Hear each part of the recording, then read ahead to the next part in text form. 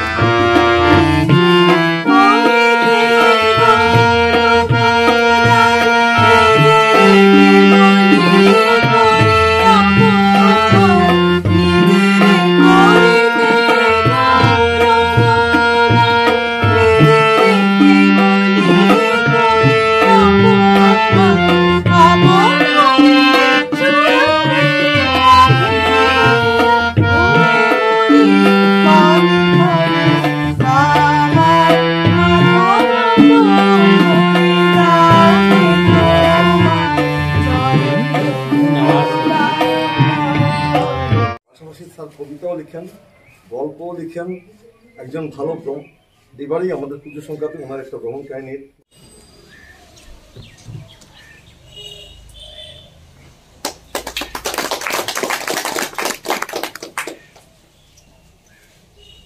আমরা খুবই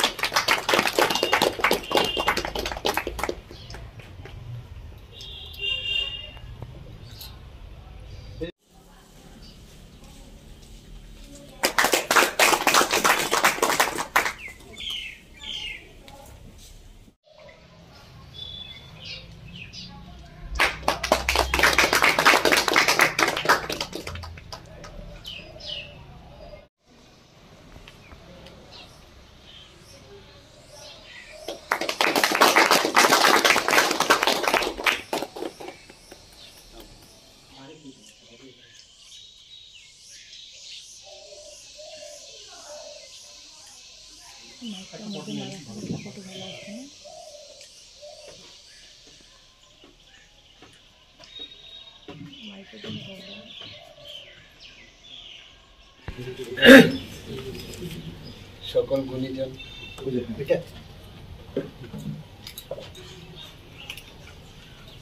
আমাদের পাশে যারা বসে আছেন এবং আমার সামনে যারা বসে আছেন সবাইকে আমার আন্তরিক শুভেচ্ছা জানিয়ে আমার ক্ষুদ্র বক্তব্য তুলে ধরছি। জলসাগরের বিস্তৃত নায়ক একটি গল্প গ্রন্থ, সেটা তারা ইতিমধ্যে সবাই অবগত হয়ে গেছেন। ব্যাপারটা দাঁড়াচ্ছে, লেখা আমার কাছে সামান্য সহজ ব্যাপার হলেও সামান্য সহজ ব্যাপার, অসামান্যভাবে খুব কঠিন ব্যাপার বক্তব্য রাখা। এই জায়গায় এই গল্প গ্রন্থে যে তার জন্মলগ্ন থেকে সুব্রত দত্ত মহাশয় আমার সঙ্গে দীর্ঘদিন ধরে সম্পর্ক রেখে চলেছেন এই ব্যাপারে।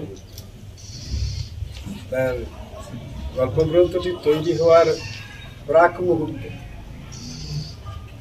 কটা গল্প দিয়ে সংকলন হবে সেই ব্যাপারটা পর্যন্ত আলোচনা করেছে।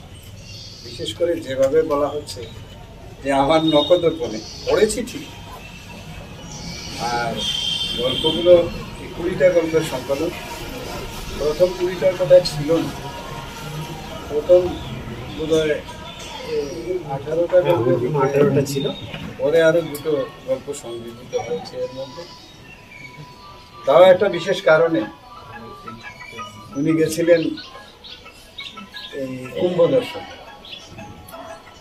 তো হঠাৎ করে আমারও যাওয়ার কথা ছিল, তো আমার শারীরিক এবং নানা কারণে অসুবিধার জন্য উনি ব্যবস্থা করেছিলেন যাওয়ার জন্য, যাওয়া হয়। তো সেটা কপালের ব্যাপার, অনেকে বলে এইসব ব্যাপার দীক্ষার ব্যাপারগুলো কপালের ব্যাপার। তো আমার সে কারণে যাওয়া হয়নি। উনি আবার হট করে যে কোনো সময় কোথাও বেরিয়ে যেত। সুব্রত মানুষটা আমি যে কদিন থেকে এই আশা রাখি। ধন্যবাদ। সভা বলুন নাকি গল্পের আসর, আমার মনে হয় এই দুটি সমন্বয় ঘটেছে এখানে।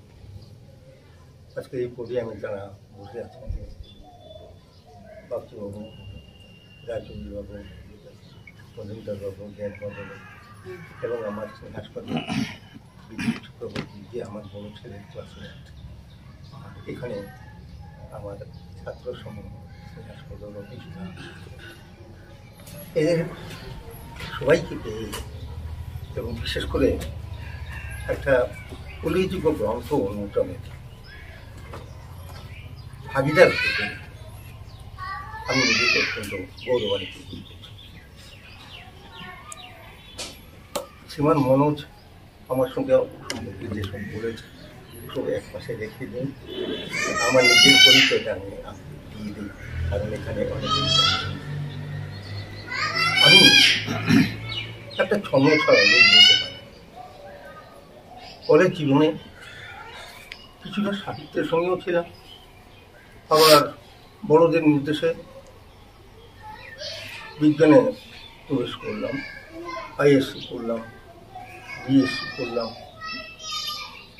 এগুলির পর আমার বাবার স্ট্রোক হয়ে গেল, তো আর এমএসসি করা হলো না। কিছুটা করলাম গোয়া ইউনিভার্সিটিতে, তখন সেখানে ডাক পেটেছিলেন যেসব অধ্যাপক, তার মধ্যে একজন প্রফেসর তাওয়ানি, আমার এখনো মনে পড়ে, কিন্তু এটা অসম্পূর্ণ থেকে যায়। তারপর তখন বেকার, খবরের কাগজ পড়ি, এগুলো পড়লাম, মনে লেগে যায়, লিখে যায়। আর এখন আজকের এই গ্রন্থ উন্মোচন সভায় সে যে বই উন্মোচন করেছে, যে গ্রন্থ উন্মোচন করেছে, সেই গ্রন্থ উন্মোচনের উপস্থিত থেকে সুব্রত দত্তকে আমি ধন্যবাদ জানাতে চাই। তার ভবিষ্যৎ জীবন সার্থক হয়ে উঠুক, শিল্পী হিসেবে সার্থক হয়ে উঠুক, লোকের কাছে সে পৌঁছে যাবে। এর একই সঙ্গে আবার স্যারের কথা দেশ থেকে আমি বলছি, আমাদের সংখ্যা অত্যন্ত নগণ্য। যেমন সাহিত্যের পাঠক কম, লেখক আমি বলব, অঞ্চল হিসেবে বলব, সাময়িক হিসেবে তো অনেক অঞ্চল আছে, নিত্যানন্দ দাস আছে, আমাদের গর্বের মানুষ, এরকম সুব্রত গর্বের মানুষ, মনোজ, রতীশ, আর এদেরকে নিয়েই তো আমাদের সাহিত্য। তাহলে সাহিত্য কোথায়? সাহিত্য কার কথা বলে? এদেরই তো কথা বলে, এদের মনের কথা বলে। এবার এই সাহিত্য বিভিন্ন রকমের হয়। কেউ উপন্যাস লেখেন, কেউ কবিতা লেখেন, কেউ গল্প লেখেন, কেউ ছোট গল্প লেখেন, কেউ প্রবন্ধ লেখেন, রম্যরচনা লিখেন, অনেকে হয়তো বা সাহিত্যিক সাংবাদিক, দুটি একসঙ্গে, সেখানে খেলাকেও সঙ্গে ধরে রাখেন, কেউ কেউ সিনেমাকে সঙ্গে ধরে রাখেন, তারাও সাহিত্য। এবারে এই সাহিত্য কর্ম যেটাকে ঘিরে আজকের এই গ্রন্থ, এটা একটা গল্প সংখ্য, জলসাগরের বিস্তৃত নয়। সেই গল্পের পরিসর সম্পর্কে কিছু কথা সামনে এসেছে, আমার হাসপাতাল বলেছে সেটা পরিসর কি। এই পরিসর সম্পর্কে অনেকের অনেক আছে। সেখানে মন্তব্য যথেষ্ট। আমার পড়া মতে সেই যেমন ছোটবেলার রূপকথার গল্প, সেও ছোট গল্প, সেই পৌরাণিক উপাখ্যান যা ঠাকুমাদের মুখ থেকে শোনা, সেও ছোট গল্প। আবার বাইবেলের রূপ বলুন কিংবা এই জাতীয় আরো কতগুলি চর্চিত গল্প আছে সেগুলি বলুন। আবার তোফায়েল ক্যান্টারবেরি টেইলসের সেগুলি ছোট গল্পের সংবাদের সম্পর্কে যথেষ্ট মতভেদ রয়েছে। সেখানে দেখা যায় কয়েকজন কয়েক রকম করি। যেমন আমি গল্প আর ছোট গল্পের তফাতের মতো অল্প বলবো, আপনাদের ধৈর্য নষ্ট হচ্ছে আমি জানি, বিদ্যুৎ সংযোগ নেই। তবে এটা ঠিক, ছোট গল্প এবং বড় গল্পের মধ্যে পার্থক্য আমার পড়া মতো, আমি সব কিছু জানি না, পড়া মতো সেখানে ফারাকটা বড় পথ। যেন মনে হয় অ্যাথলেটিক্সে 100 মিটারের দৌড়, 200 মিটারের দৌড়, 500 মিটারের দৌড়ের মতো। কোনটাকে ছোট গল্প বলবো, কোনটাকে বড় গল্প বলবো, সেই জন্য সংজ্ঞায়িত হয় না, ডেফিনিশনে নেওয়া যায় না। তবু যখন পরিসর বড় হয়, আকারে বড় হয়, আঙ্গিক যখন বড় হয়ে যায়, তখন তাকে আমরা বলতে চেহারা দিই না, গল্প বলি না। এবার সেই ছোট গল্পে সেই কথাই আছে, সে কেমন হবে, কিরকম হবে, বা গল্পই বা কেমন হবে। গল্পের অদর্শ নায়কনিকা থাকে না, নায়কনিকার সংখ্যা কম। চলতি ঘটনা এই সহজ ভাষায় বর্ণনা করা, সেখানে তার আরম্ভ, তার মধ্যভাগ, তার শেষ। সমাজের বলেন যে হ্যাঁ, শুরুতেই ক্লাইম্যাক্স দেবেন, সেখানে সেটা মধ্যভাগে সেটাকে একটি গতি দিচ্ছি, আর শেষ ভাগে ক্লাইম্যাক্সে পরিণতিতে আসল কথাটা বলুন, লোকের কাছে তুলে ধরুন। আর আবার রবীন্দ্রনাথে আসি, সেখানে শেষ হইয়াও শেষ হইল না, তো লেখক মনে সেই কথাটাও থাকবে, অনুসন্ধিৎসা থাকবে, সেটাকে সূত্র ধরে তার চিন্তা ভাবনা তার মতো করেছে বলতে। এবার দেশে দেশে বিভিন্ন গল্পের লেখক এসেছে, আপনারা সবাই জানেন।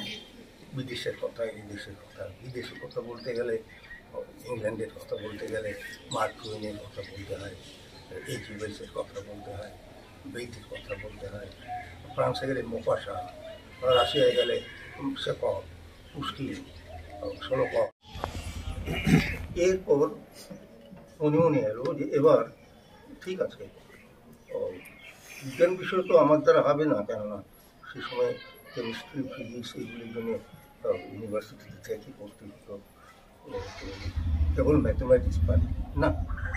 যখন এদিকে অন্তত বলার দিকে ছুটে একবার দেখি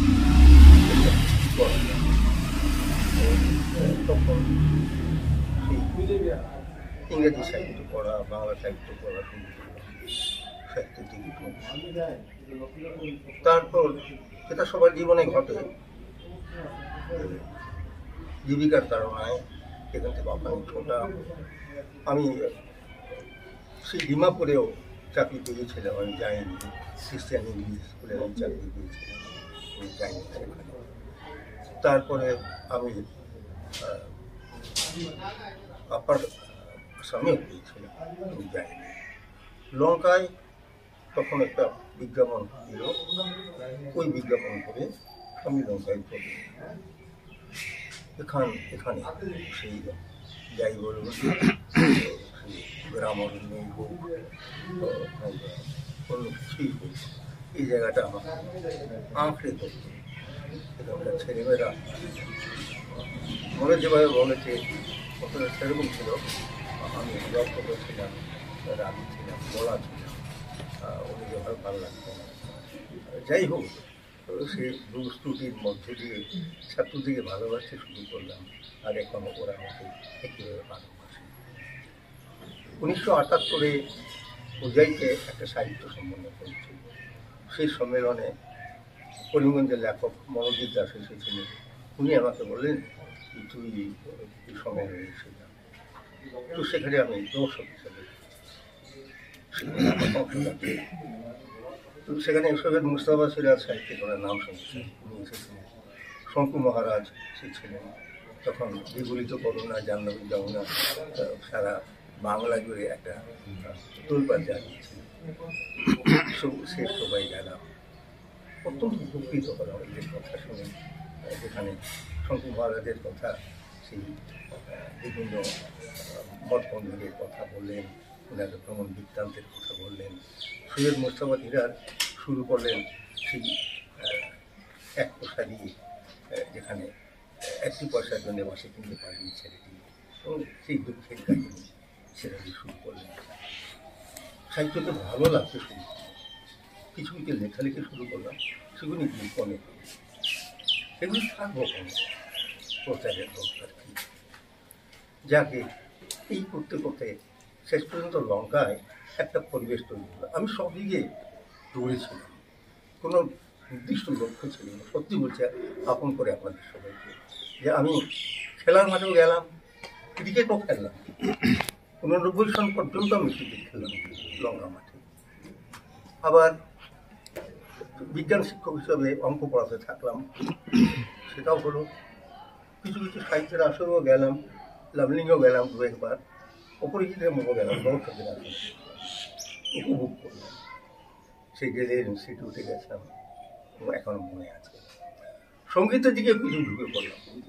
তো আগেই স্কুলের সময়ে তখন আমাদের মাস্টারমশাই, করিমগঞ্জের মাস্টারমশাই, করিমগঞ্জে ছিলেন, আমাদের বাড়ি করিমগঞ্জ। তো সেখানে আমার মাস্টারমশাই, উনি ছিলেন তবলা শিল্পী। ওনার মেয়ে নিবা দাস, সে বিখ্যাত বেহালা বাদক, বিদেশেও তার প্রোগ্রাম হয়েছে, বিদ্যুতের শিষ্যা। তার বাবা, উনি আমাকে বললেন, চলে আয় আমার। তো গেলাম, সেখানে গিয়ে সঙ্গীতের প্রবেশিকা পাঠ করলাম, মধ্যও করলাম, এরপরে বিশারদে পড়তে পারি। আমার সব কিছুই আধার সম্পূর্ণ হয়ে বলতে কোনোটাই পাই ঠিকমতো মানুষ হয়ে গেল, সেটা তো আগের কথা। যাকে এভাবে বিভিন্ন দিকে বিচরণ করতে করতে শেষ পর্যন্ত লঙ্কাটা আমার ভালোই লেগে গেল। লঙ্কার লোক, লঙ্কাটা যেন মনে হলো আমার যৌবনের উপবন, আমার বার্ধক্যের বারাণসী। এখানেই আমার সব কিছু যেন একই হয়ে গেল। এখানকার মানুষ, এখানকার বাজার হাট, বিদেশ, সব কিছু, সব জাতির সমন্বয় এখানে বলেছিল। সেখানে সে এই বহু জাতির সমন্বয়ে আরও বেশি ভালো যেন পরিচয় হতো। আমি করিমগঞ্জে ছিলাম, শুধু একই সম্প্রদায়ের লোক। সেখানে তো কেবল বাঙালি, অন্যদের কাছাকাছি যেতে পারি। এখানে আসার পর সমেতদের কাছাকাছি পৌঁছলাম, কিছুটা কাজী ডিমাশায় এদের সঙ্গে আমার ছাত্র হিসেবে হোক মনের আদান প্রদান তো হলেও কিছু ভাবই ছিল। এছাড়া এইসব সব কিছুর মধ্য দিয়ে। তো দামোদা আমাকে সুব্রত দত্তের ফোন নাম্বারটা দিলেন। আমি ফোন করলাম সুব্রত দত্তকে, যে 3-4 বছর আগের কথা সেটা, বা 5 বছর আগের কথা। 5 বছর না, হ্যাঁ মোটামুটি 5 বছর হবেই, 4 বছর ধরে। তো আমি ওনার সাথে যোগাযোগ করলাম, পরিচয় হলো। দাদাকে জানালাম, হ্যাঁ পেয়েছি লোক, আপনার লোক পেয়েছি, সে তো আমার বাড়ির পাশেই থাকে। তো এইভাবেই আমার সুব্রত দত্তের সাথে আমার পরিচয়। আর সুব্রত দত্তকে আমার সাথে পরিচয় করিয়ে দেওয়ার যে ব্যক্তিত্ব, রামমোহন বাগচি, যিনি সুব্রত দত্তকে ডিমাপুরে থাকাকালীন ভালো করে চিনতেন, জানতেন, অনেক কর্মকাণ্ডের সাথে সুব্রত দত্ত জড়িত ছিলেন। বিশেষ করে দামোদর তো এই লাম্পিং ডিমাপুর কালীবাড়িতে যেগুলো অনুষ্ঠান হতো, তার একজন সক্রিয় কর্মী ছিলেন। তো আমি এই মুহূর্তে রামমোহন খারাপ জায়গায় আছি। আমি মোটামুটি একটু শিল্প সংস্কৃতি নিয়ে আছি, ডিমাপুর মিউজিক কলেজে ছিলাম। আমি গানও গাই না, এসব করি না, কোনো শিল্পী নই আমি। সেখানে 99% স্টুডেন্ট ইংরেজিতে স্ক্রিপ্ট লিখে তারপরে গান, মা বাবারা ইংরেজিতে লিখে দেয়, সম্পূর্ণ ট্রান্সলেট করে তারপরে গিয়ে ম্যাডাম বলতে পারবেন ভালো। আপনি তো এর প্রত্যক্ষভাবে আছেন। কিন্তু আমি বাংলাতে লিখে দিই, বাংলাতে লিখে দেন, অভ্যাস করাই, ওইটা অভ্যাস করাই। ইংলিশে গান লিখে দিই। Thank you. এই চেষ্টাটা যাতে সবার মধ্যে থাকে। আমি আউট অফ কনটেক্সট হয়তো কথাগুলো বলছি, কিন্তু একটা শঙ্কা, আমরা কিন্তু হারিয়ে যাচ্ছি। সেই নাটক এখন আর নেই, সেই যাত্রা দল নেই যে সকালবেলা পর্যন্ত বসে বসে কম্বল গাদিয়ে যাত্রা দেখলাম, সেটা আর নেই। লেখালেখি দিয়েছে, ঠিক আছে, ওকে, তারপরে এটা গেল আসতে হবে। আমরা তো নিজেদেরকে নিজে হারিয়ে ফেলছি। যাই হোক, জানি না কতটুকু বোঝাতে পেরেছি আপনাদের। আমি নিজেও অতটা বুঝি না, কিন্তু একটা শঙ্কা আছে মনে হয় আমরা হারিয়ে যাচ্ছি। প্লিজ হাত জোর করে বলছি, আমাদের হারাতে হবে। আমরা নিজেদের নিজেকে বাজাতে হলে আমাদের সংস্কৃতি, শিল্প, যাই কিছু না, সব কিছু ফিরিয়ে আনতে হবে। এইগুলোই আমার ধন্যবাদ। লঙ্কার সঙ্গে আমার অনেক দিনের পরিচয়। বাবু, মৃদুল, তারপরে ঋষিকেশ বাবু, পরিচয় বিশেষ করে হলো নাটকের মাধ্যমে। তো আমাকে বলা হলো আমি নাট্যকার, সাহিত্যিক। নাটকের আর সাহিত্যিকের আমি এখন আমি শিখছি। লেখা খুব একটা লেখি না, ভাবি বেশি, প্রয়োগ করি না। সেটা মাঝে লেখক হিসাবে আমি খুব একটা শিখি। আমি যা লিখি, কি লিখি, সেটা নিজের ভাব প্রকাশ করি। কতটুকু সাহিত্য হয়, কতটুকু গল্প হয় বা কবিতা, আমি নিজে জানি। তবে আমার সুব্রতর সঙ্গে আমার ছোটো ভাই সমান। তারপরে এখানে পয়সা আমার বন্ধুবর শঙ্করবাবু, আমার ভাতৃসম দুলালবাবু, তারপরে বিদ্যুৎ আমার আত্মীয়, তারপরে রায়চারি, আর ওনার সঙ্গে আমার দূরভাষে পরিচিত, মানে ওই মোবাইল মাধ্যমে। আপনার সঙ্গে আজকে আর আপনার সঙ্গে আজকে পরিচয় হলো। সুব্রতর এই কাজে, সুব্রতকে আমি ডিল করি, বলে সুব্রত তুমি তো কিছু করো, তোমার ভিতরে প্রতিভা আছে, কিন্তু মধ্যেও সে ছেড়ে দেয় না, জানি না কেন, কিসের জন্য। যখন বললো লঙ্কায় শিফট, আমি বললাম একটা লোক আছে মনোজ ধর, মানে মনোজে ধরবেন, ধরবো। তো আমি মনোজকে বললাম একজন লোক যাচ্ছে, আপনি ধরেন ওকে। এক আমার সেই আহ্বানে মনোজবাবু ধরাটা ঠিক হয়েছে এবং ঠিক মানুষকে ধরেছে।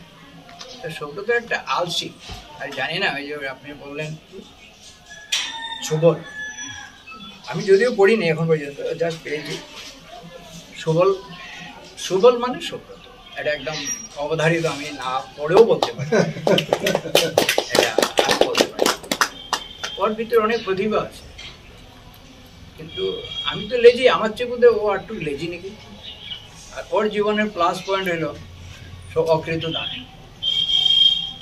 তো আমরা সংসারী জীবনে যাওয়ার পরে হয় কি, কিছুটা বাধ্যকতা, কিছুটা পারিবারিক নানা। সুব্রত কিন্তু আমরা একদম কাঁচা বাংলায় বা সিলেটিতে বলতে খোলা গরু, মানে রসিবিহীন গরু, সে যেখানে বুঝি যখন বুঝি যেভাবে চলতে পারে। তো আজকে এই সুব্রতের এই সাফল্যে আমি খুব আনন্দিত এবং গৌরবান যে আমার একটা ছোট ভাই। আর আমার জীবনের মঞ্চ উপবিষ্ট বিশিষ্ট গুণীজনরা এবং দর্শক শ্রোতা আসলে যারা রয়েছেন, সবাইকে নমস্কার। এরকম একটা অনুষ্ঠানে এলে অনেক কথা বলতে ইচ্ছে হয়, আর ফলত কি হয়, কিছু বলা হয় ওঠে। তার মধ্যে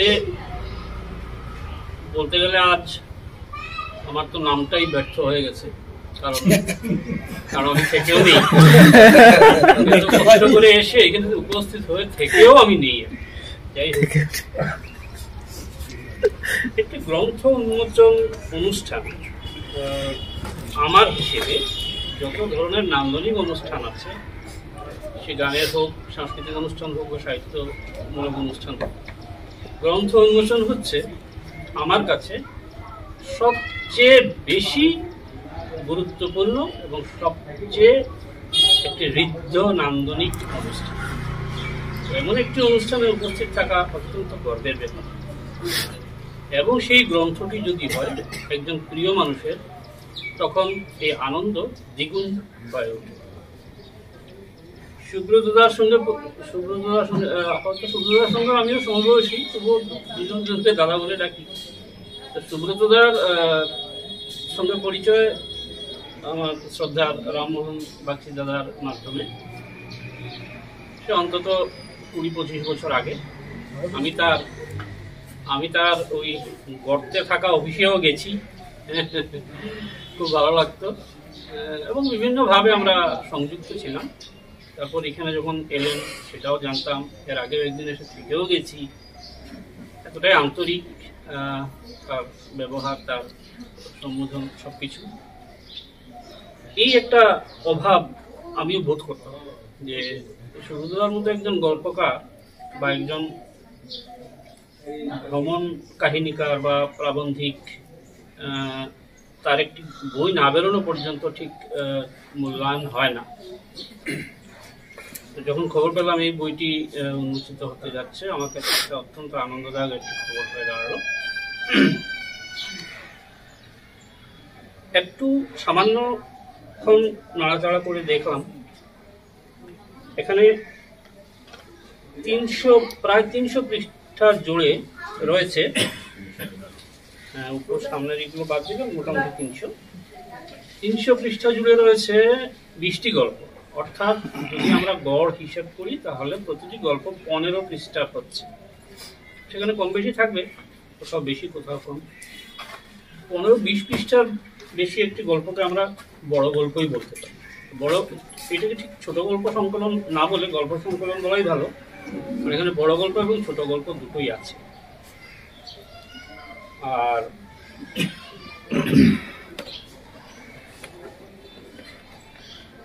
এই যে গল্পকারদের গল্প যখন বেরোয়, আমি দেখেছি এটা অনিচ্ছাকৃত ভাবেই হয়ে যায়। কখনো গ্রন্থের নাম, কখনো প্রথম গল্পটির নাম একটা, যেটাকে বলে ট্র্যাজেডি, নট কমেডি, মানে বিয়োগাত্মক বা সেই ধরনের করুণ হয়ে যায়। যেমন এখানে আছে কি 77-এর বিভীষিকা, এই বিভীষিকা শব্দটা এসে গেছে। এটা অবচেতন মনেই এসে যায়। প্রথম গল্পটা সবসময় এরকমই হয় সবার। আমারও প্রথম গল্প গ্রন্থের নাম ছিল দিনান্তের রঙ, ওই দিনান্ত শব্দটা শুরুতেই অন্ত এসে গেছে, এখানেও বিভীষিকা দিয়ে শুরু হয়েছে। যাই হোক, সুব্রতদার লেখালেখির সঙ্গে আমি খুবই পরিচিত। তার গল্প লেখার শৈলী, তার এই না হারানোর যে একটা ক্ষমতা, সেটা খুবই মানে উল্লেখযোগ্য। বই তো আজকাল তো খুব কম মানুষই পড়ে। তার মধ্যে কি হয়, বড় বই দেখলে আরো, তার মানে পড়া শুরুর আগেই পারলে সরিয়ে রেখে দেবে। ওই এত বড় বই কি করে পড়বো? ছোটও পড়বে না, ছোট বইও পড়বে না, কিন্তু বড় দেখলে ওই এটা দুষে, মানে যেহেতু বড় আগে সরিয়ে রেখে। অনুরোধ করবো সবাইকে গল্পগুলো পড়বেন, অবসর সময় পড়বেন। একবারে একটি গল্প শেষ করতে হবে এমন কথা নয়, অনেক কিছু জানতে পারবেন। জীবন বোধটা অনেক অভিজ্ঞতা লব্ধ হবেন আপনার। আমার ছোট ভাইয়ের মতো অনুরাগ রয়েছে এখানে। অনুরাগের ইতিমধ্যে অনেকগুলো গ্রন্থ বেরিয়েছে, যদি সবগুলোই গবেষণামূলক গ্রন্থ। আশা করি এরপর মৌলিক গ্রন্থ রচনা শুরু করবো ধরে নিলাম, এবং এভাবেই আমাদের পরবর্তী প্রজন্ম সংখ্যায় কম হলেও উঠে আসবে এবং আসছেও। বিশেষ করে বরাকে গেলে আমরা এই জিনিসটা অনুভব করতে পারি। কারণ বরাকের এক গুচ্ছ তরুণ তরুণী, তারা সাহিত্য জগতে ইতিমধ্যে পদার্পণ করেছে, করছে এবং করতেই থাকবে। প্রায় সবার সঙ্গে আমার যোগাযোগ রয়েছে। যতটুকু সম্ভব, আমার সীমিত জ্ঞানের মধ্যে যতটুকু সম্ভব আমি তাদেরকে উৎসাহ প্রদান করি। তো সুব্রতদার এই গ্রন্থ উন্মোচন অনুষ্ঠানে থাকতে পেরে আমি আনন্দিত, এবং খুবই ভালো লাগছে। আশা করব সুব্রতদা নিজেও তো বক্তব্য রাখবেন তার বই নিয়ে, তখনই হয়তো তিনি পরবর্তী গ্রন্থের ব্যাপারেও আমাদের কিছু হাল হদিস দিতে পারবেন। আর আপনাদের সবাইকে এত কষ্ট করে বিদ্যুৎহীন অবস্থায় থেকে এই যে আছেন ধৈর্য ধরে সবাইকে ধন্যবাদ। আর উপস্থিত গুণীজনদের, মঞ্চাসীন গুণীজনদের আবারও নমস্কার জানিয়ে আমার বক্তব্য শেষ করছি। আজকের এই অনুষ্ঠানে উপস্থিত দেখুন, আমি ওনার কথা ধরে এখানে আসছি। আমি একটু বেশি সময় নিতে পারি, আগে অনুরোধ চেয়ে নিচ্ছি। আপনি যে যাবেন তো অনুরোধ করছি, ও একটু শুনে যাবেন। আচ্ছা ঠিক আছে, কারণ আপনার বাড়িতে পুজো আছে। আমরা স্বাভাবিকভাবে প্রত্যেকটা মানুষের জীবনে বৈবাহিক অনুষ্ঠান, দশকর্মা যেটা প্লাস ওনার লেভেলে ভোট অনুষ্ঠান, একটা উৎসব ধরে আমরা সবাই কিন্তু এইসব অনুষ্ঠানে অংশগ্রহণ করি। লক্ষ লোকের মধ্যে 2 কি 4 জন লোক পাবেন যারা এই অনুষ্ঠানে অংশগ্রহণ করে। সেই হিসাবে আমি সৌভাগ্যবান, আপনারও সৌভাগ্যবান। আরেকটা কথা, আমি ভাগ্যবান যে এতগুলি সাহিত্য বিদগ্ধ লোকের সামনে দাঁড়িয়ে 2 কথা বলতে যাচ্ছি। আমি আমাদের সঞ্চালকের একটা রেফারেন্স নিয়ে বলি। লঙ্কাকে উনি অরণ্য সুন্দরী থেকে তিলোত্তমাতে এনেছেন। প্রতিটি নারী তার সৌন্দর্যের সঙ্গে 2টো জিনিসকে প্রত্যাশা করে। অপরাধ দেবেন না, এখানে 2 জন আছে, আরেকজন ছেলে চলে গেছে। একটা ভালো বেনারসি আর একটা সীতাহার, আমি যদি ভুল না করি। ঠিক তেমনি কোন নগর যদি তিলোত্তমাতে গিয়ে পৌঁছতে চায়, তাকে একটা সীতাহার আর বেনারসি চাই, সেটা হলে তার সাহিত্য। যেই শহর, যেই নগর, যে জনপদ ধর্ম, অর্থ, কাম, মোক্ষ চতুর্বর্গীয় জ্ঞানে সমৃদ্ধশালী হয়েও সাহিত্যে পিছিয়ে থাকে, সেই জনপদকে যথার্থে তিলোত্তমা বলা হয় না। আজকে আমরা এই লঙ্কাতে এসে তিলোত্তমার সীতাহারকে দিয়েছি। আর দাদার কথায় রেফারেন্স ধরে বলছে আমরা হারিয়ে যাচ্ছি, না গো, আমরা হারাইনি গো, আমরা এখনো আছি। সুব্রত বাবু এই জলসাগরের বিস্তৃত নায়কে আমরা এখনো আছি। এবার আসি আমার নিজের কথা, নিজের কথায় না, এই কথায় মানে এই জলসাগর গল্প সংকলন আর গল্পকার আর আপনারা। সম্ভবত আমি যে বছর জয়েন করি সেই বছর সুব্রত পাস আউট, ও খালি ফাইনাল দিয়েছে কলেজে। আমি ওই অবস্থাতে জয়েন করেছি, সম্ভবত ওকে আমি এক্সাম হলে পেয়েছি, এর বাইরে না। আমি বেরিয়ে যাচ্ছি, তো সেই হিসাবে সে আমাকে স্যার হিসাবে যথেষ্ট সম্মান করে, আমিও স্টুডেন্ট হিসাবেও দেখি, ছোট ভাই হিসাবেও দেখি। কিন্তু আমার হিংসে হচ্ছে,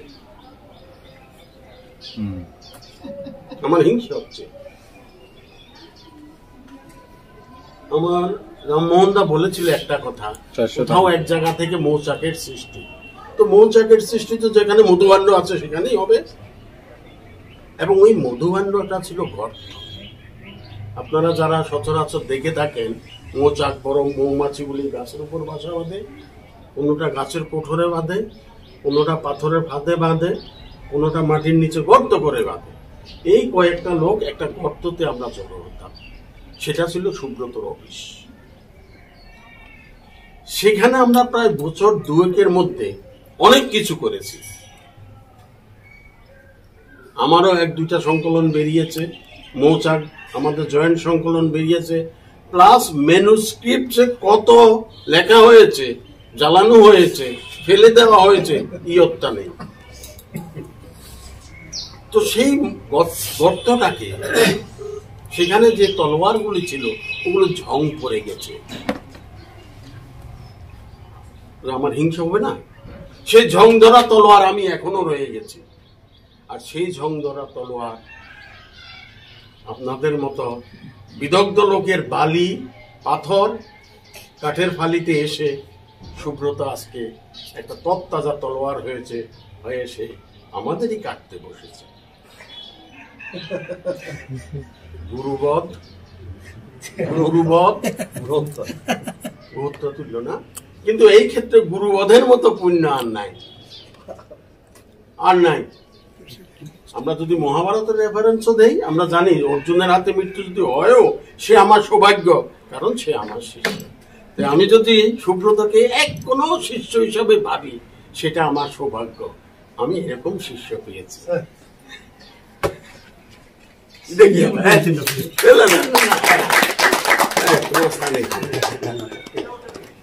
এর আগেও আমরা লঙ্কা এসেছি, আমি তো এসেছি অনেকবার। ওই গল্পের মতো লঙ্কা না, আমি লঙ্কায় এসেছি কতবার গোনা নেই। কিরকম? ওই স্টেশন দিয়ে লঙ্কা দিয়ে গুয়াহাটি গিয়েছি, এরকম না। রাত্র কাটিয়েছি, সুব্রতর ঘরও 3 রাত্র কাটিয়েছি আমরা, মাস 6 আগে।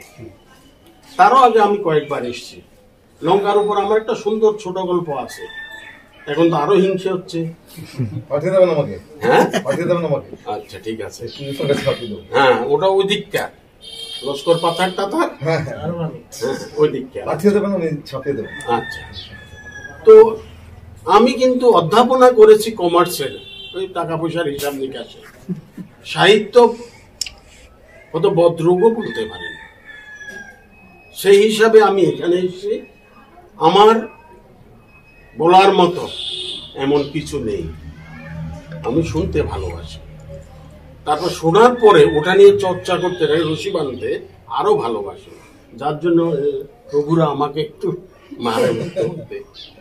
হ্যাঁ, তো এই যে চরিত্র চিত্রায়ন করতে গিয়ে আমি এখনো করিনি।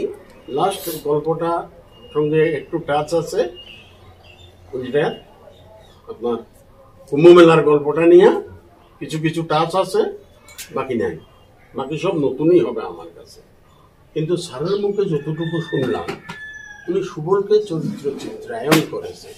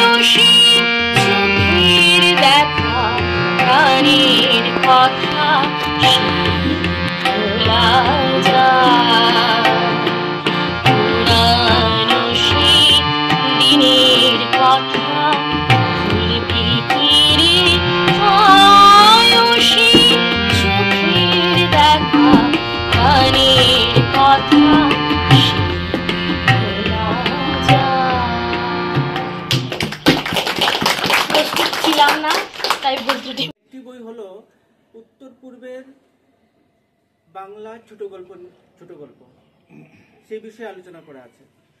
সেখানে আমি হঠাৎ করে দেখতে পেলাম সেই বইটাতে যে নাগাল্যান্ডের সুব্রত দত্ত বলে একজনের সমালোচনা রয়েছে, বিশাল বড় সমালোচনা সেই বইয়ের মধ্যে। এবং সেই সমালোচনাটা করেছেন ডক্টর অগ্নিমিত্রা পান্ডা। উনি হলেন কলকাতায় বসবাস করেন। উনার সঙ্গে আমার খুব ভালো পরিচয়, যে বিভিন্ন বইয়ের ক্ষেত্রে, বিভিন্ন লেখালেখির ক্ষেত্রে উনি আমাকে ভীষণভাবে সাহায্য করেছেন। উনি গবেষণা করেছেন, পিএইচডি আসাম বিশ্ববিদ্যালয়ের অধীনে করেছেন। তখন আমি ওনাকে ফোন করেছি বইটা দেখি, যে এটা তো সে আমাদের লঙ্কায় থাকে এরকম উনি সেই গল্পকার। আপনি চিনেন নাকি? বলছেন না আমি তো ওনাকে চিনি না, কিন্তু পত্র পত্রিকার মাধ্যমে আমি যখন কালেক্ট করলাম তখনই আমি ওনার এসে গল্পগুলো পেলাম। আমি বলছি আমার ওনার সঙ্গে খুব ভালো পরিচয় আছে। উনি আমাকে বলছেন ঠিক আছে আমাকে কথা বলিয়ে দেবেন ওনার সঙ্গে। ওরা বললেন ঠিক আছে। তখন আমি সেই সমালোচনাটা পেলাম, পাঠালাম যেটুকু, যেটু উনি নাকি আপনি কি দেখুন না একটা ইয়ে করে। পরে বললেন হ্যাঁ উনি। তারপর কথাবার্তা হলো, আমি বইটা আনার চেষ্টা করব, আর এক কপি যে সুব্রতদাকে দেওয়ার চেষ্টা করব। আমি আজ এই সবাই একটা কথা বলছি যে সুব্রতদার গল্পগুলো সব পড়বো আমি, সব পড়ে আমাদের তো অনেক সেমিনার হয় ন্যাশনাল ইন্টারন্যাশনাল, সেই গল্পগুলোকে তুলে ধরার চেষ্টা করব। এমনকি আমি কবিতাগুলো নিয়ে সেমিনারে ইন্টারন্যাশনাল সেমিনারে তুলে ধরার চেষ্টা করেছি। জানি না কতটুকু কি হয়েছে, বিভিন্ন সময় সাহায্য নিয়েছি যেটু যে এটা কেমন হবে, কারণ আর কবিতাগুলো খুব কঠিন। আর কবিতাটা ঠিক আমার মানে সেই কবিতাটার ভিতরের যেটা অন্তঃসত্ত্বা সেটা কিন্তু বুঝতে আমার অনেক দেরি হয়ে যায়। আর বিশেষ করে আমি যেহেতু কথা সাহিত্যের মধ্যে আছি, সম্ভবত এটা পড়ে হয়তো বুঝতে পারবো, আর না বুঝলে আমি দাদাকে খুবই ফোন করব আর জ্বালাতন করবো মধ্যে মধ্যে। আর সুবল চরিত্রটা যেরকমভাবে শুনলাম যেটুর মুখ দিয়ে বা অন্যান্যদের মুখ দিয়ে, যে সুবল চরিত্রটা প্রতিটি গল্পের মধ্যেই আছে, সেই জন্য মানে সেটার প্রতি একটা আগ্রহটা বেড়ে গেল যে হয়তো আজ গিয়েই দুদিনের মধ্যে এটা শেষ করতেই হবে আমাকে বইটা পড়ে। আর বই পড়ার নেশাটা কিন্তু আমার খুব বেশি। যখনই কোনো উত্তর পূর্বাঞ্চলের বিশেষ করে যদি নতুন বই বেরোয়, সেটা কিন্তু কোথায় বেরিয়েছে যেমন করেই হোক সেটা কালেক্ট করা কিন্তু আমার প্রধান কাজে মনে করি। আর সেটা পড়া শেষ করাই আমার মূল উদ্দেশ্য 2-1 দিনের মধ্যে। ধন্যবাদ। বিদগ্ধজন সবাইকে আমার প্রণাম, এবং এই দর্শক আসনে যারা বসে আছেন সবাইকে আমার প্রণাম এবং শ্রদ্ধা।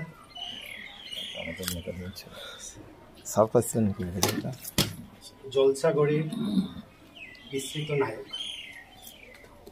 এটা গল্পের বই, কিন্তু আমি জানি না এটা কতটুকু এখানে গল্প হয়ে উঠেছে, আমি জানি না, এটা আপনারাই বলবেন। আর এই গল্প সংকলন আপনি প্রথম পাতাতেই দেখবেন আমি উৎসর্গ করেছি আমার বড়দা প্রয়াত গৌরগোপাল দত্তের স্মৃতিতে।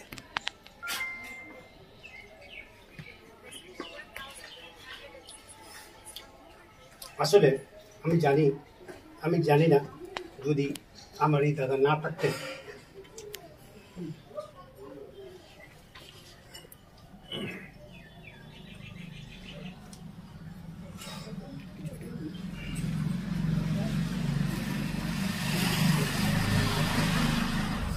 আমি হয়তো এই জায়গায় এসে পৌঁছতাম না, আমি হয়তো নিরক্ষরই থেকে যেতাম। তিনি বলেছিলেন তুই পর। আমাদের আর্থিক অবস্থা কিন্তু খুব একটা ভালো ছিল না। উনি বলছিলেন যে তুই পর, আমি সবার কনিষ্ঠ, উনি সবার বড়, তো উনি তুই পড়াশোনা কর, প্রয়োজন পড়লে আমার শরীরের চামড়া বিক্রি করেও তোকে পড়া।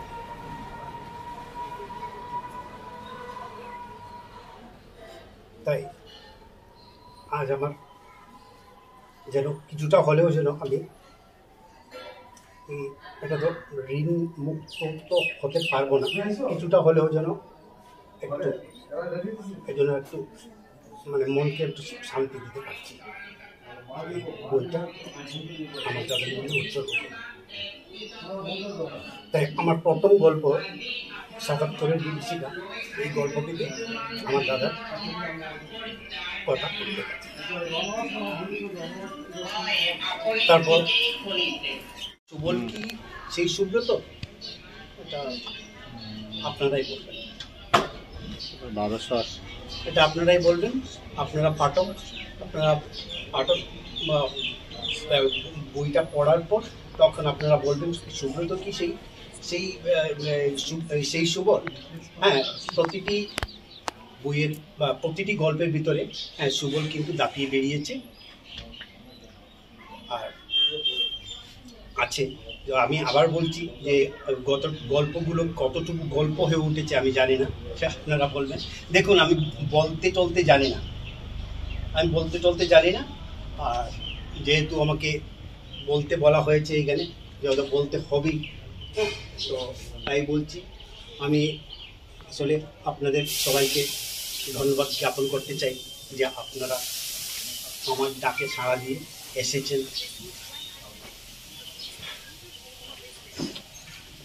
আমার শ্রদ্ধেয় দুলাল মজুমদার স্যার, উনি শুধু দিল্লি থেকে ছুটে এসেছেন শুধু এই অনুষ্ঠানে অংশগ্রহণ করবেন বলে, মানে আমাকে কতটুকু ভালোবাসেন এটা আপনারা হয়তো উপলব্ধি করতে পারছেন। গুয়াহাটি থেকে এসছেন বা দিল্লি থেকে এসছেন, আর ডিমাপুর থেকে এসছেন অনেকেই, হোজাই থেকে এসছেন। তো আমি সত্যি কৃতজ্ঞ, এবং আমি এতটুকু ইয়ে করতে মানে আমার ফিলিংটা মানে আমি ঠিক ব্যক্ত করতে পারছি না যে আমি আজকে কতটুকু খুশি আপনাদেরকে কাছে পেয়ে। তো আমি আলাদা করে নাম আর বলছি না, আমি উপস্থিত সবাইকে ধন্যবাদ দিতে চাই যে আপনারা এসছেন, আমি যেন ধন্য হয়ে যাই। আর আমার অনুরোধ, আপনারা জানি পড়বেন, সবাই পড়বেন, পরে যদি আমাকে জানান বা লিখিত যারা এটা গল্পের সমালোচনা করবেন, যদি কেউ করবেন, স্যার তো করবেনই, আমাদের বিদ্যুৎ স্যার, উনি আছেন বলেই হয়তো আজকে আমাদের এই হয়তো সে বুঝে গেছে যে না, আমাদের তো বিদ্যুৎ স্বয়ং আছেন এখানে। আমি থাকি কি করবো, আমি থেকে কি করবো? বিদ্যুৎ থাকা অবস্থায় গরমে কষ্ট পাচ্ছে। ওই বিদ্যুৎ হয়তো জানে যে এর জন্য আমি বিদ্যুৎকে পাঠিয়েছি, বিদ্যুতের দরকার নেই। আমার এত গরম লাগতেছে না, বিদ্যুৎ পাশেই আরো বেশি লাগার কথা। বিদ্যুৎ টেস্টটা তো একটু বেশি থাকে বিদ্যুৎ কি জানি কোন বিদ্যুৎ হয়ে গেল নিজের পয়সা। তো সেই বিদ্যুৎ বাবু তো লিখবেনই।